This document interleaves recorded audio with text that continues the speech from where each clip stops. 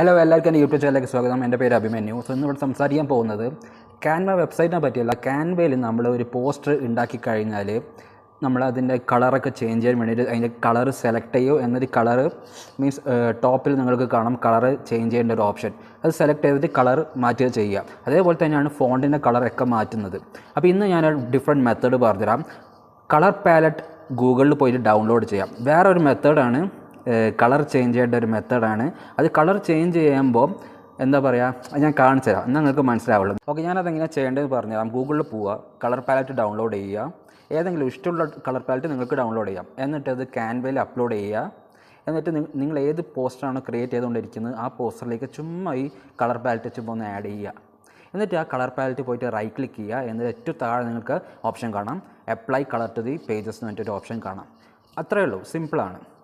ഈ colour palette download ചെയ്യണമെന്നില്ല. വേറെ ഇമേജസ് നിങ്ങൾ ഇതിൽ ആഡ് ചെയ്തിട്ട് റൈറ്റ് ക്ലിക്ക് ചെയ്തിട്ട് താഴെ ആ ഓപ്ഷൻ ക്ലിക്ക് ചെയ്താൽ മാത്രം മതി. ആ ഇമേജസിലെ കളറും ഇതിൽ സിങ്ക് ആവുന്നതാണ്. വളരെ യൂസ്ഫുള്ളാണ്, ട്രൈ ചെയ്ത് നോക്കുക. ജസ്റ്റ് സിങ്ക് ആവുക മാത്രമല്ല, എല്ലാം നല്ല മാച്ചിങ് ആയിട്ടായിരിക്കും ഉണ്ടാവുക. ഫോണ്ട് മാച്ചിങ് ആയിരിക്കും, പോസ്റ്ററിൻ്റെ കളർ മാച്ചിങ് ആയിരിക്കും, എന്തെങ്കിലും ലോഗോ ഉണ്ടെങ്കിൽ ലോഗോ വരെ മാച്ചിങ് ആയിരിക്കും നമ്മൾ ഈ അപ്ലൈ കളർ ടു പേജസ് എന്ന് പറഞ്ഞിട്ട് ഓപ്ഷൻ ക്ലിക്ക് ചെയ്ത് കഴിഞ്ഞാൽ. ഓക്കെ, അപ്പോൾ ഇത് വളരെ യൂസ്ഫുൾ ആയിട്ടുള്ളൊരു മെത്തേഡാണ്. നിങ്ങളൊരു പോസ്റ്റർ ക്യാൻവ വഴി ഉണ്ടാക്കുകയാണെങ്കിൽ നിങ്ങൾക്ക് ടൈം വളരെയധികം സേവ് ചെയ്യാം.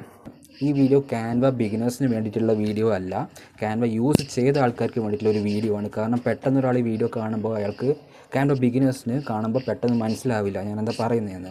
ഓക്കെ, അപ്പോൾ ക്യാൻവ ബിഗിനേഴ്സിന് വേണ്ടിയിട്ടുള്ള വീഡിയോ അല്ല ഇത്.